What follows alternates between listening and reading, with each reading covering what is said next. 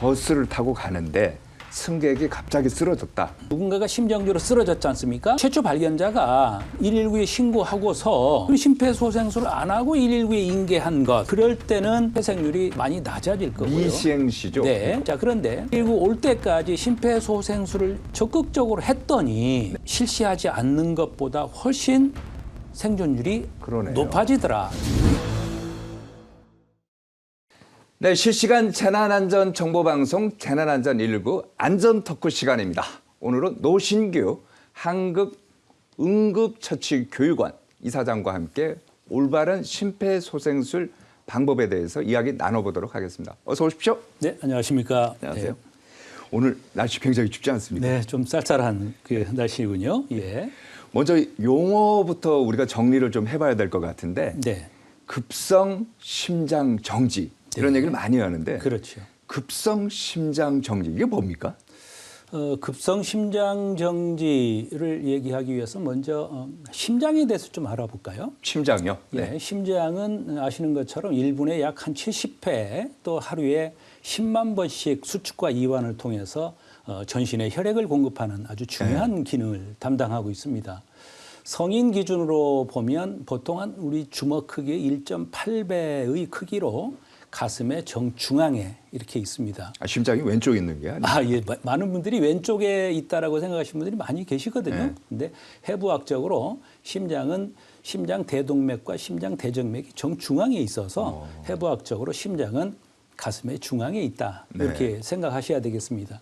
자, 질문 주신 것처럼 급성 심장 정지라고 하는 것은 네. 이처럼 전신에 혈액을 공급하는 이 심장이 어떤 이유인지는 모르지만 심장 기능적인 문제인지 아니면 다른 요인에 의해서인지 갑작스럽게 심장이 멈춰서 혈액 공급 자체가 중단되는 이런 상황이 발생하는 거죠. 네.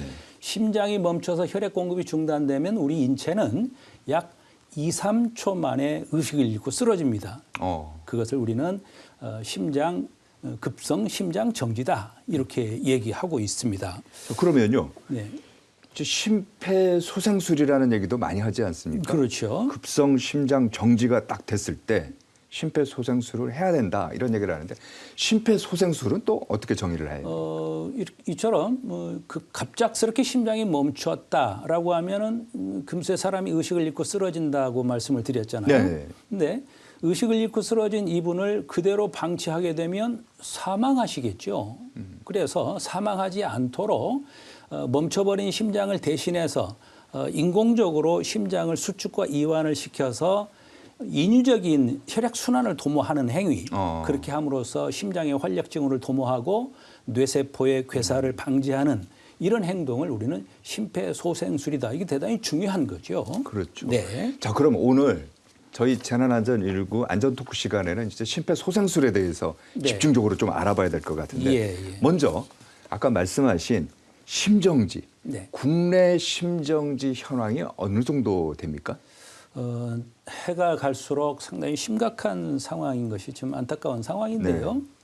질병관리청에서는 해마다 국내의 심정지 현황을 발표하고 있습니다. 또 인터넷에도 공개하고 있고요.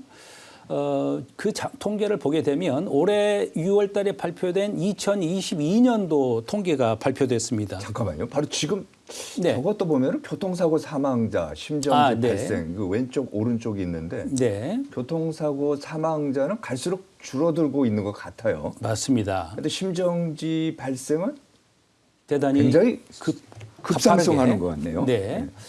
교통사고 사망자는 보시는 것처럼 2022년도에 한 2,700여 명 네. 이렇게 사망이 이렇게 돼 있는데 교통사고 사망자는 사실은 과거에는 한 10여 년 전만 하더라도 5,000명, 6,000명씩 이렇게 사망을 했었어요. 맞아요.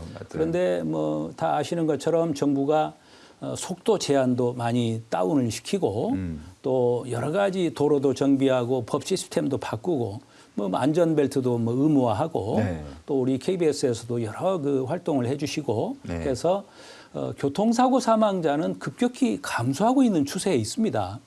이에 반해서 급성 심정지 발생으로 사망하는 또 심정지 발생의 건수를 보면 저렇게 아주 급속도로 가파르게 증가하고 있는 네. 거죠. 이처럼 급속도로 증가하고 있는 심정지 중에서 3만 5천여 명이 심정지로 쓰러지는데 예, 예. 막상 생존하는 사람은 많지 않습니다. 대략 한 2,700여 명만 살아나는 거거든요. 그게 7.8%. 예, 그러니까 예. 3만 5천 명 정도가 심정지로 쓰러져서 네. 회생하시고 살아나신 분이 2,700명, 약 7.8%밖에 안 된다라고 하는 것은 대단히 심각한 것이고요. 또 7.8%가 회생을 했다라고 할지라도 과연 뇌 기능이 정상적으로 됐느냐라고 하는 것은 또 다른 문제예요. 그 심정지 동안에 산소 공급이 안 되니까 뇌가 그렇죠. 아주 심각하게 손상된 분도 손상되는 계실 거죠. 거고요. 아니면 어떤 분은 정말로 최초 발견자의 올바른 심폐소생술에 의해서 뇌 기능이 완연히 회복된 사람도 계실 거고요. 네네. 그래서 생존율 7.8% 중에 뇌 기능이 완연히 회복된 사람은 5.1% 이렇게 되는 것이라서 네. 엄밀히 말하면 상당수의 안타까운 죽음이 지금 대한민국에 있다. 이렇게 볼 수가 있겠습니다. 그런데 생존율을 제가 좀 말씀을 드렸는데 생존율은 대도시와 네. 지방 도시와의 차이가 좀 존재를 해요. 그게 아무래도 응급처치, 의료 이런과도 연관이 된다는 말씀이시네요. 그렇죠.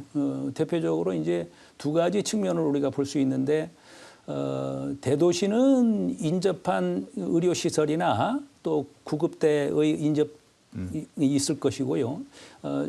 오지나 시골 갈수록 어떤 그런 시설이 네. 원거리에 있고 네. 또 더더욱 중요한 것은 대도시는 누군가가 길거리나 뭐 지하철에서 어느 곳에 쓰러지면 누군가 발견을 바로 할 텐데 시골 같은 데서는 설사 쓰러져도 최초 발견자가 존재하지 않는 경우도 있어서 맞습니다. 그래서 그런 생존율의 차이가 대도시와 지방 도시와의 차이가 좀 있습니다. 자, 그러면 그 지금 말씀하신 것처럼 생존율이 뭐 7.8%다. 뇌기능 회복률이 뭐 5.1%밖에 안 된다. 이 차이가 뭔가요? 상당히 중요하고 어찌 보면 좀 학술적인 얘기인데요. 좀 이해를 돕기 위해서 사망에 대해서 좀 이해를 해야 될 것 같습니다. 사람이 돌아가셨다, 사망했다라고 하는 것은 두 가지로 나누어지거든요.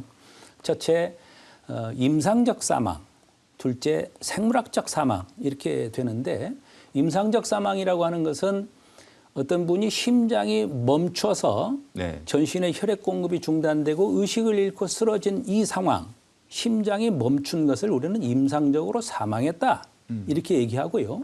생물학적 사망이라고 하는 것은 이 임상적 사망, 심장이 멈춰서 쓰러졌는데 이분을 어떤 상황에 의해서 아무런 구호 조치가 이루어지지 않아서 일정 시간이 지나면 우리 몸에 산소의 포화도가 현격히 떨어질 것이고 또 세포의 괴사가 일어나서 불가역 상황, 이제는 더 이상 정상으로 갈 수 없는 지경에 빠진 것을 우리는 생물학적 사망이다 이렇게 얘기하거든요. 자, 그러면 여기서 아까 좀 전에도 얼핏 말씀을 드렸지만 심정지가 3만 5천 명이 심정지로 쓰러졌는데 그중에서 생존하시는 분이 2,700명, 약 7.8%가 생존을 했다라는 말씀을 드렸잖아요. 그런데 생존이 중요한 것이 아니라 뇌 기능이 완연히 회복이 됐느냐가 더 중요하단 말이에요. 그게 지금 그래픽으로 보는 CPC. 네, 맞습니다. 저걸 네, 말씀하시는 건가요? 그렇습니다. 조금 의학적인 얘기라서 뇌 기능이 어떤 기능을 발휘할 때의 등급을 우리가 이제 표시해 주는 건데요. CPC 1단계에서부터 5단계까지 이렇게 나눌 수 있는데 네. 만약에 어떤 분이 쓰러졌습니다. 심정지로. 네. 그런데 아주 다행스럽게 아주 즉시 최초 발견자가 즉시 발견을 하고 올바른 심폐소생술을 해서 이분이 금세 활력증으로 회복이 됐다라고 가정을 네, 네, 해보자고요.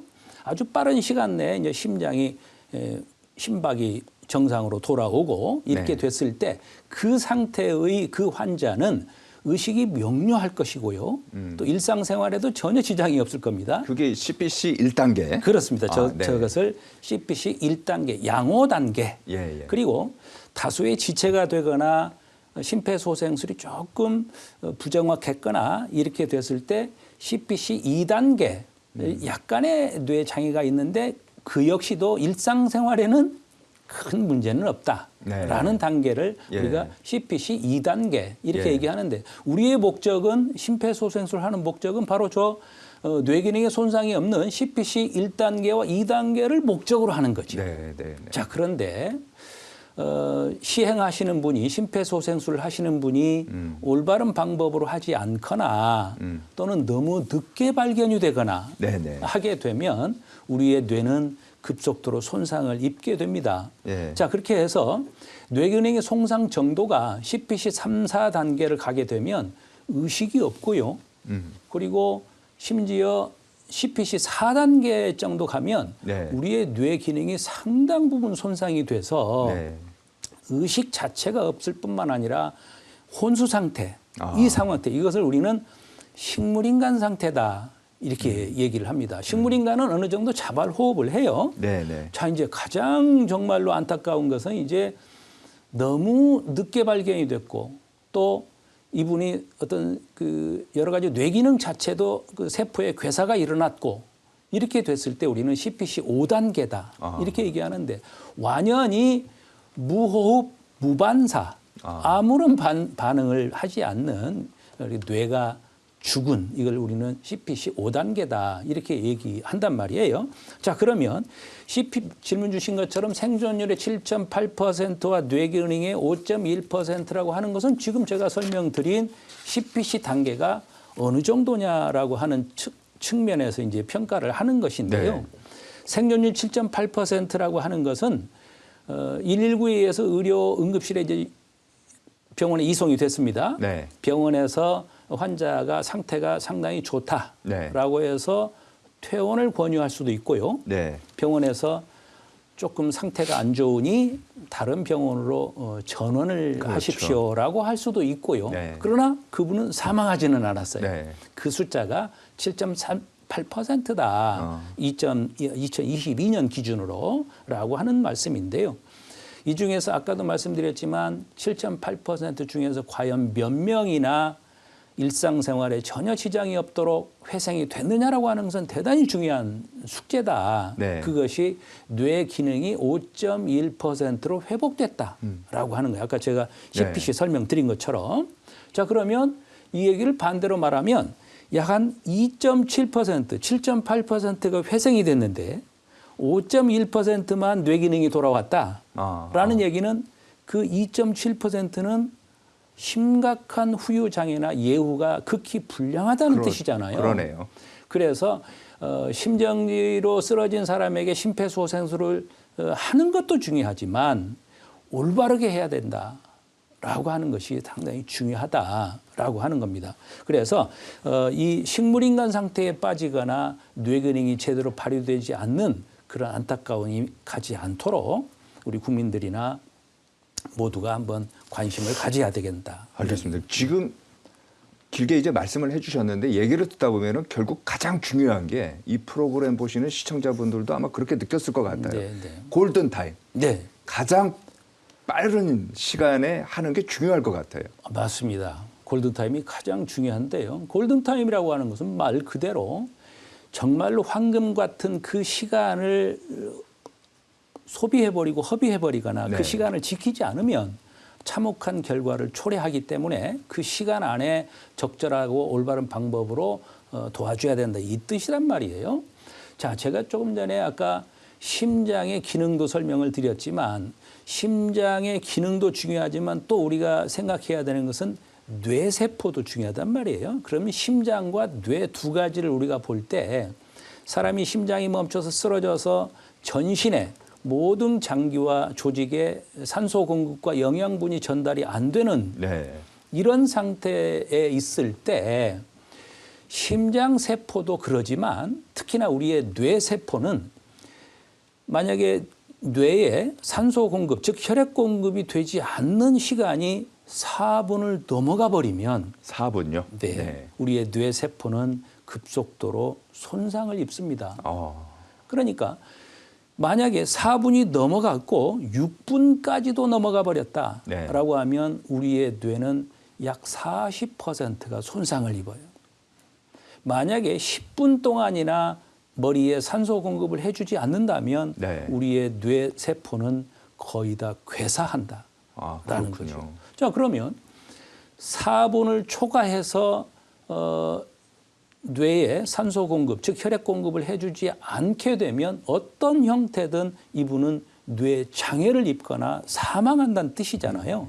그래서 골든타임이라고 하는 것은 심장이 멈추고 나서 4분 이내에 4분 이내요. 네. 심장을 인공적으로 압박을 해서, 그러니까 심장을 인공적으로 짜주는 거죠. 네. 심장이 멈춰 있으니까 짜서 심장과 뇌에 인위적으로 산소를 공급하는, 혈액을 공급하는 그 시간, 그 4분의 시간을 우리는 골든타임이다. 이 골든타임을 놓쳐서는 안 된다. 큰일 난다라고 하는 거죠. 자, 그러면은 심정지가 되는 여러 가지 이유가 있을 거 아닙니까? 네. 그 이유 원인이라고 해야 될까요? 심정지 네. 원인. 이걸 한번 자세히 좀 설명해 주시죠. 이것도 참고적으로 이제 국민 되신 분들께서 좀 알아두시면 좋을 텐데요. 심장이 멈추는 여러 원인이 있습니다. 대표적으로 이제 우리가 흔히 심장에 문제가 있어서 심장이 멈추는 것도 있을 거고요. 뭐 계속 뭐 심장 질환이 있거나 그렇죠. 심장의 기능이 약해서 맞습니다. 그럴 수 있죠. 그럴 수도 특히 있고요. 이런 추운 날에는 더 심하지 그렇죠. 않습니까? 더 그럴 수 있고요.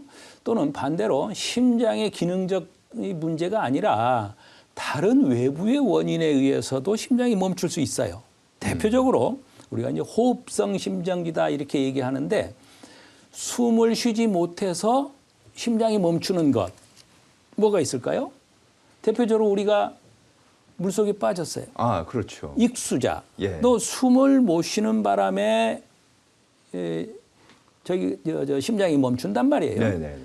그런 것도 있을 수 있고 예. 또는 대량 출혈, 음. 뭐 산업 현장이나 또는 여러 가지 상황에서 출혈이 심각하게 발생을 해서 우리의 출혈의 정도에 따라서 사람이 사망하거나 심장이 멈출 수가 있는데요.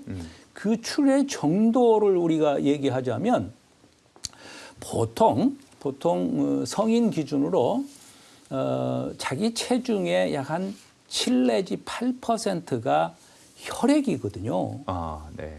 그러면 만약에 70kg의 남성이라고 하면 77에 49, 약 한 4,900cc 혈액이 우리 몸에 있어요. 네네네. 그런데 그 가지고 있는 혈액 중에서 약 한 18% 이상이 실혈돼 버리면, 네. 출혈돼 버리면 예. 심장이 멈춰 버립니다.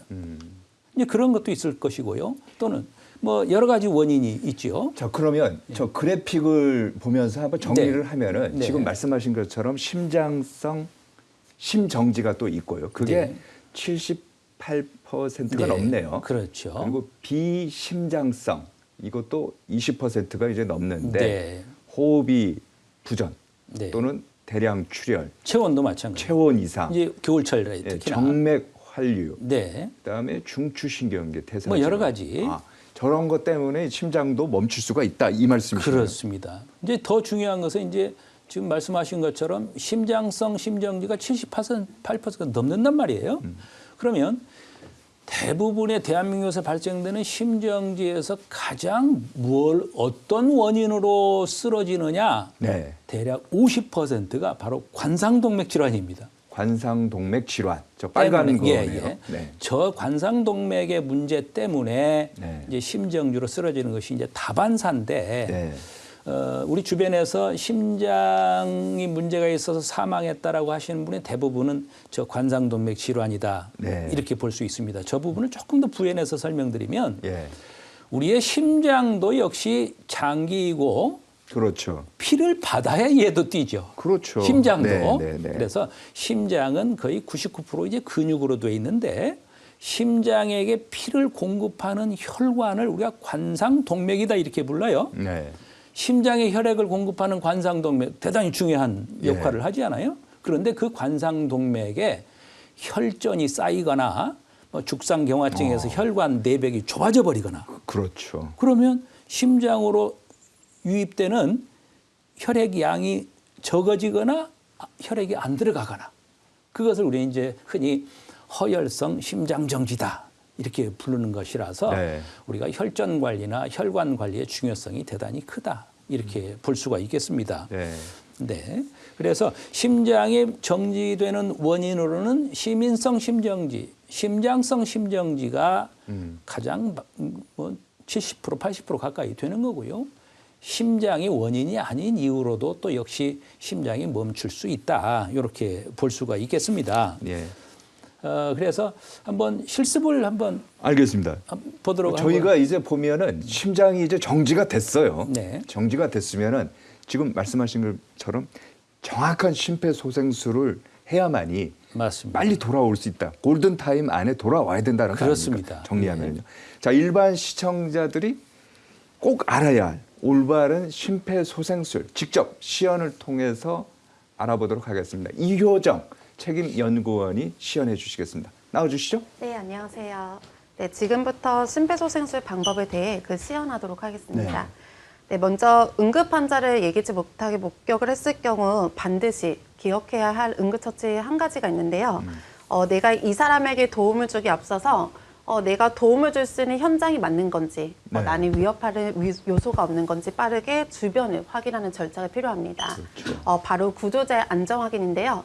지금은 현장이 안전함이 확보가 되어 있습니다. 그러면 빠르게 환자에게 접근하신 다음에 양어깨를 두들기면서 마지막까지 살아있는 청각을 불러끄는 게 목적이에요. 그래서 우리는 큰 목소리로 여보세요, 여보세요, 괜찮으세요? 반응을 확인하도록 할 겁니다. 아, 반응 확인요. 네. 이렇게 여보세요, 괜찮으세요? 반응을 하게 됐더니 반응이 없는 거예요. 그러면 빠르게 전문가의 도움 요청에 대비를 해주셔야 되는데요. 이렇게 목격자가 많은 현장일 경우에는 특정인을 정확하게 지목해서 단호하게 명확하게 도움을 요청하셔야 되는데요. 네, 거기 빨간색 옷 입으신 분 119에 신고해 주세요. 네, 그리고 안경 쓰신 남성분 자동 심장 충격기를 가져와 주세요라고 119와 심장 충격기를 빠르게 가동을 해주시면 되겠습니다. 네, 두 가지가 가동이 되었더라면 지금부터는 구조자의 역할이 매우 중요합니다. 네. 오늘 배울 이 가슴 압박이라는 응급처치를 해야 할지 말지는 지금부터 환자의 호흡 확인을 진행을 하도록 할 건데요. 네, 호흡 확인하는 방법은 구조자의 시각적인 면에서 환자의 얼굴부터 가슴까지 천천히 10초 이내 살펴보시면 되세요.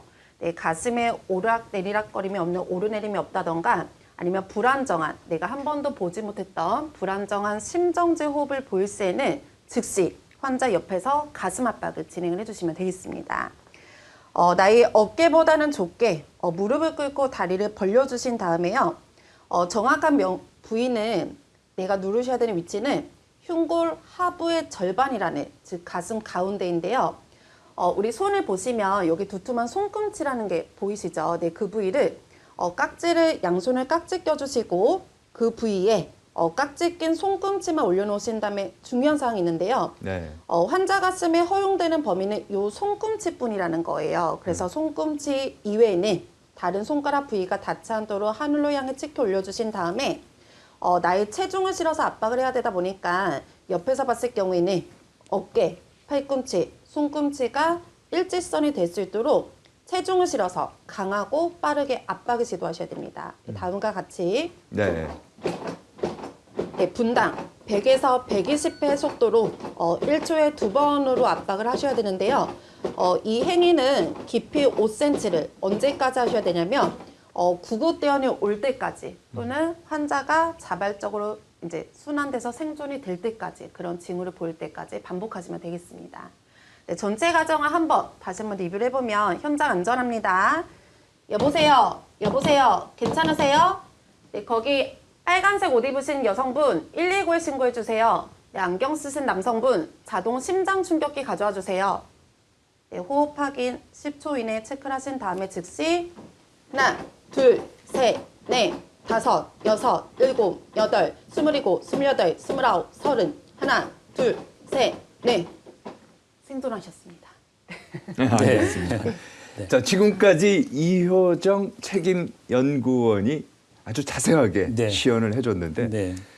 이사장께서 좀 더 부연 설명해 주시죠. 여기서 가장 중요한 것은 최초의 이제 어떤 환자가 이제 쓰러졌다는 것을 목격이 됐으면 본인의 안전도 중요하거든요. 그렇죠. 만약 이 현장 자체가 건물이 붕괴되고 있거나 폭발이 되고 있는 위험 현장에서 구호 조치를 하다가 본인이 사망하는 그 안타까운 일이 있으니까 네. 현장 안전 확인을 먼저 한 후에 현장이 안전이 확보됐다고 한다면 즉시 환자의 의식 확인을 하고 그렇죠. 의식을 확인을 했는데 의식이 없다. 그러면 지금은 이분이 심정지인지 단순한 어떤 질환으로 쓰러졌는지 모르는 상황이잖아요. 근데 사람이 의식이 없다는 이 자체는 응급 상황이에요. 그래서 신속하게 119에 신고를 해놓고 네. 그다음에 이분이 심정지인지 아닌지를 확인해 볼 거예요. 그렇죠. 그래서 이분이 호흡을 어떻게 하고 있는지를 네, 네. 확인하고 심정지다라고 판단이 되면 신속하게 아까 우리 연구원 하신 것처럼 네. 가슴에 손을 얹고 1분에 100회에서 120회 그러니까 1초에 거의 2번이에요. 굉장히 빨리 해야 되네요. 굉장히 빠르고 예. 강하게. 지금 자막에는 초당 100회, 120회로 나가고 있군요. 네. 분당 100회에서 120회를 압박을 해야 된다.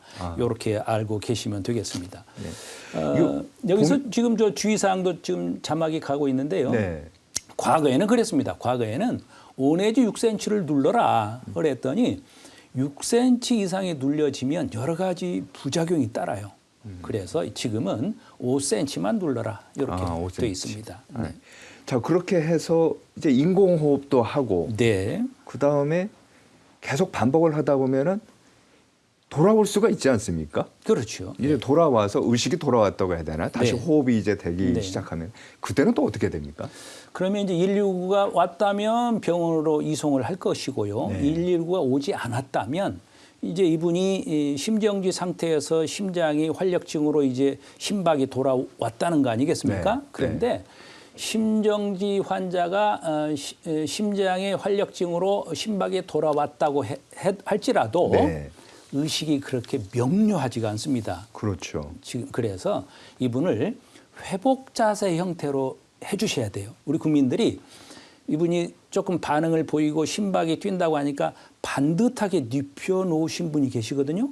그렇게 되면 어떤 일이 발생을 하냐면 이분이 의식이 아직 명료하지 않던 상태라서 네. 혀가 뒤로 말려서 기도폐쇄로 위험 상황에 빠질 수가 있습니다. 그래서 반드시 옆으로 이렇게 옆으로 뉘어놔야 기도가 막히지 않는다. 기도 막히지 않도록. 예, 그거 꼭 기억해 주셔야 되겠습니다. 알겠습니다. 네. 자, 그러면 심정지 환자에 대해서 심폐소생술 시행한 건수 얼마나 됩니까? 약 3만 5천 명이 한 해 심정지로 쓰러졌다 이렇게 앞에 우리가 봤지 네. 않습니까? 그 중에서 최초 목격자에 의해서 심폐소생술이 시행된 그 중에서 일반인에 의한 의료진이 아닌 구급대가 아닌 일반인에 의해서 심폐소생술이 시행된 비율은 약 8,800명, 약 한 일반인이죠. 29% 정도. 네. 여기서 일반인이라는 것은 말씀드린 것처럼 구급대가 할 수도 있을 거고요. 그렇죠. 우리- 비번이라고 해서 근무 아닌 경우에 그럴 뭐또 수도 있고요. 구조할 수 있지 않습니까? 그러니까 순수 일반인이 했던 비율이 한 29%다. 한 해 예. 이렇게 볼 수가 있는데요. 이것을 지금 비율이 지금 데이터에 나오고 있지 않습니까? 그러네요. 지금 보면은 어떻습니까? 2012년도에는 네. 6.9% 일반인의 심폐소생술 얘기하는 거예요. 네, 네. 그런데 2022년도에는 29%. 꽤 많이 늘어났지 그러니까 않습니까? 10년 동안에 심폐소생술에 대한 일반인 상대로 교육이라든지 이런 게 네. 굉장히 많았다. 네. 아, 바로 저해 일반인이요? 저해 저희 한국 응급처치교육원이 설립됐습니다. 네. 자, 그런데요. 29%다라고 하면 여러분 어떻게 느끼십니까? 지금도 선진국에 비해서는 대단히 낮습니다. 아니 거의 30%면은 그래도 3명 중에 1명은 한다, 이렇게 심폐소생술을 할 줄 안다. 예, 또는 그리고 실제로 한다. 했다. 예, 그 얘기잖아요. 그런데도 낮다가 선진국은 거의 60% 이상 그렇습니까? 이렇게 됩니다. 뭐 호주나 뉴질랜드, 영국 이런 데는 뭐 70% 이렇게 되고요. 그러니까 그런 선진국은 상시적인 심폐소생술이 아주 일상화돼 있어서 내 면전에서 누군가가 쓰러지면 그 응급처치에 대해서 아주 본능적으로 반응을 하고 올바르게 처치한다. 그래서 우리도 좀 더 저 수치를 네. 또 좀 더 늘려야 되겠다 이런 생각을 합니다. 네. 가끔 보면 그런 게 있지 않습니까? 뭐 버스를 타고 가는데 승객이 갑자기 쓰러졌다. 그래서 버스 운전자가 급하게 차를 세우고 심폐소생술을 직접 해갖고 그 승객이 다시 살아났다. 이런 기사들도 많이 나오지 않습니까? 그렇죠. 그렇죠.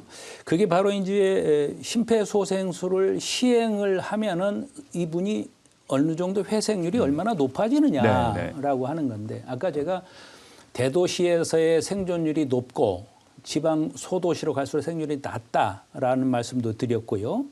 심폐소생술을 시행을 한 것과 네. 심폐소생술을 시행을 못 받은 것. 심폐소생술 시행을 못 받은 것은 뭐 두 가지가 있겠죠. 발견자가 네. 없거나 아니면 발견을 한 사람이 능력이나 지식이 없거나 이런 경우일 거예요. 자, 그러면 지금 자막을 좀 나오고 있네요. 네. 심폐소생술 시행을 할 때 맞아요. 생존율이 2.1배, 2배보다 더 높네요. 맞습니다. 2.1배가 증가한다. 저런 얘기네요. 네. 자, 저 지금 자막을 보시면 누군가가 심정지로 쓰러졌지 않습니까? 네. 그 최초 발견자가 119에 신고하고서 네. 심폐소생술을 하지 않고 뭐 신발을 벗긴다거나 허리 벨트를 풀어준다거나 뭐 물티슈로 얼굴을 닦아주고 119 올 때까지 기다리고 있는 거예요. 네. 그리고 심폐소생술을 안 하고 119에 인계한 것. 예. 그럴 때는 회생률이 저렇게 많이 낮아질 거고요. 미시행시죠. 네. 5.9%밖에 맞습니다. 안 되는데. 생존율이. 예. 자, 그런데 쓰러진 걸 확인하고 119에 즉시 신고하고 네. 119 올 때까지 심폐소생술을 적극적으로 했더니 네. 실시하지 않는 것보다 훨씬 생존율이 그러네요. 높아지더라. 12.2%니까요. 네, 라고 하는 거죠. 그래서 이 심폐소생술을 119 올 때까지 시행을 해야 된다고 하는 것을 우리가 데이터로 볼 수 있고요. 그 밑에 보시면 이제 공공장소에서 생존율은 2배 이상 높아진다라고 하는 저 부분이 있지 않습니까? 네. 자, 저 비공공장소라고 하는 것은 가정을 얘기하는 겁니다. 아, 네. 가정이나 뭐 보육시설이나 네, 뭐 네. 차 안이나 네. 뭐 이런 여러 가지 공공시설이 아닌 네. 말씀하신 뭐 지하철이나 버스나 이런 곳이 아닌 네, 네, 자, 저 두 가지의 차이점은 발견자의 여부가 있어요. 그러니까 예를 들어 집안에 혼자 있다가 쓰러지면 발견자가 없겠죠. 그러네요. 또 두 번째, 공공장소에서는 버스나 지하철에서는 발견자 자체도 수도 많을 뿐만 아니라 그 많은 시민들 중에 아주 올바르게 CPR을 할 수 있는 능력을 보유하신 분이 또 많기 때문에 그렇죠. 그래서 비공공장소와 공공장소와의 생존율의 차이가 저렇게 나고 있다. 이렇게 볼 수 있습니다. 자, 이 프로그램 보시는 시청자분들께서 또 이런 궁금증이 있을 것 같아요.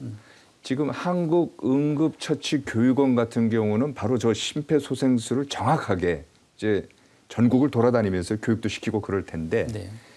교육 연령이라고 해야 될까요? 아, 네. 뭐가 있습니까, 이것도? 저희 홈페이지를 보면 국민들이 설문조사를 저희가 하거든요. 심정지에 대한 어떤 기초적인 상식이나 를 보면 40대, 50대까지는 교육을 활발하게 받아요. 그런데 50이 넘어가면서 교육을 안 받는 경우가 있습니다. 네. 그런데 이게 위험한 것이요.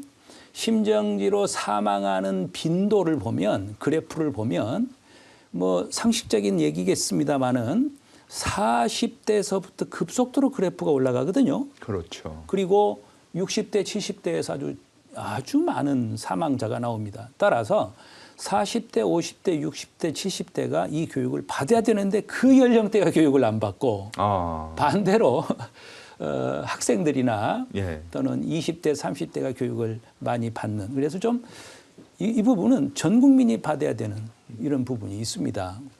네, 그런 부분이 있고요. 네. 알겠습니다. 그러면요, 이제 마지막으로 네. 미처 못다한 말씀이 있거나 아니면 교육원에서 이제 교육을 하면서 느꼈던 부분 어떤 게 있을까요? 아까 처음에 우리가 모두에서 교통사고 사망자는 줄고 있는데 심정지 사망자가 해마다 가파르게 오르고 있다라고 하는 것은 참으로 안타깝고요. 네. 우리나라의 의식 수준이나 경제적 수준에 비해서 지금의 심정지 사망자는 마치 후진국 수준에 있다라고 하는 겁니다. 왜 이런 현상이 발생하느냐라고 하는 것에 많은 연구 논문도 있고요. 저희도 많은 조사를 해보았는데 원인은 딱 하나입니다. 그 원인은 대한민국에서 심폐소생술 교육이 이론을 등한시한 채 실기 위주로 교육이 이루어지거든요. 아마 민방위 훈련이나 예비군 훈련을 가보면 심폐소생술을 해서 5분 동영상 틀어놓고 실습했단 말이에요. 맞아요. 네. 그러다 보니까 어떤 일이 발생하냐면 막상 내 면전에서 누군가가 심정지로 쓰러졌는데 이분이 심정지인지 아는 다른 기저 질환으로 쓰러진 자체를 구분을 못하고 있고 또 설사 심정지라고 판단이 된다고 할지라도 네. 인공호흡을 해야 할 환자가 있고 인공호흡을 해서는 안 되는 환자가 있고 제세동기를 해야 할 환자가 있고 자동심장 충격기를 해서는 안 되는 환자가 있단 말이에요. 네. 이런 것을 종합적으로 좀 익히고 이렇게 이론을 충분히 습득하신 다음에 심폐소생술을 하게 된다면 우리 대한민국도 선진국 수준으로 회생률도 많이 높아지고 또 사망자도 좀 네. 감소하지 않을까 이런 생각을 해봅니다. 네, 알겠습니다. 여기까지 듣도록 하겠습니다. 지금까지 한국응급처치교육원의 노신규 이사장이었습니다. 오늘 말씀 고맙습니다. 네, 감사합니다. 네.